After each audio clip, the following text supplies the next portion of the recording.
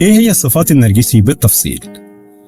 الصفة الأولى: إحساس بالعظمة، غرور عالي جدا لدرجة العجرفة، بيحس إنه مختلف عن غيره، أعلى أو أجمل أو أذكى من الكل.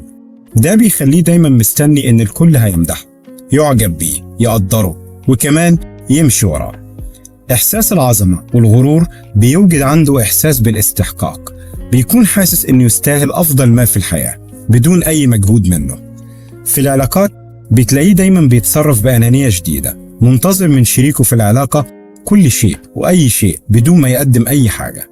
الصفة التانية: شعور الاستحقاق والأنانية بيديله الحق أو بيخليه يحس إن من حقه يستغل غيره، وده بيخليه يتعامل مع الكل بانتهازية شديدة، بيستغل الكل عشان ياخد منهم حب، إعجاب، تقدير، ويمكن كمان يستغلهم استغلال مادي. الصفة الثالثة: قلة التعاطف، وساعات كتير جدا ممكن تكون انعدام التعاطف. ايه هو التعاطف؟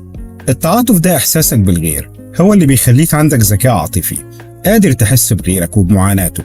لكن النرجسي بسبب قلة التعاطف بتلاقي انه صعب يحس بغيره او يتفهم معاناتهم او حتى يهتم بمشاعرهم.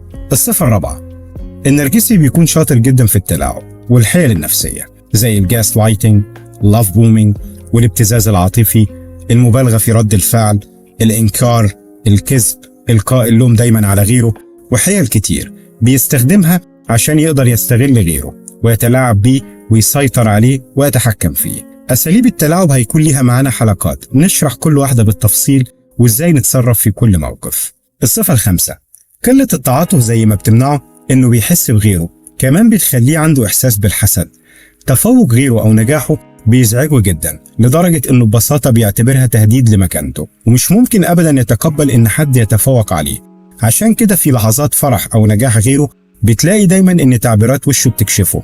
ممكن تلاقي إنه بيقلل من نجاح غيره أو إنجازاته، ولو ما قدرش يعمل كده بتلاقيه يهرب من اللحظات دي عشان بتكون لحظة قاسية جدا بالنسبة له. الصفة السادسة: إحساسه العالي بقيمة الذات والغرور بيوجد عنده صفات تانية، زي إنه دايما بيشوف نفسه في موقع القائد، بيشوف نفسه هو المتحكم، هو المسيطر على كل شيء، سواء كان في العمل أو حتى في العلاقات العاطفية. دايما هتلاقيه بيحاول يكون هو المسيطر على الطرف التاني في أي علاقة. كمان الغرور بيخليه يكون حساس جدا للنقد، لدرجة إنه بيكون هش نفسيا وعاطفيا، بيتأثر بسهولة بأي نقد، لدرجة إنه ممكن جدا يكتئب، مش ممكن يتقبل إن حد ينتقده، خاصة لو النقد ده كان على الملأ. ما بيتقبلش أبدا إن حد يعارضه أو إن حد يتكلم عن عيوبه. أي حاجة ممكن تهدد الصورة الوهمية اللي عايش عليها، أي حاجة ممكن تكشفه على حقيقته بيعتبرها تهديد كبير ليه، وبيواجه الكلام ده بغضب شديد جدا. كل الصفات دي بتكون نتيجتها إنه دايما علاقاته مش مستقرة. ساعات كتير بتكون علاقاته قصيرة العمر، لأن طبعا مش أي شخص هيتقبل إن حد يتعامل معاه من المنظور ده. مش كل شخص هيتقبل إن يتم التلاعب بيه أو إن حد يستغله ويتحكم فيه.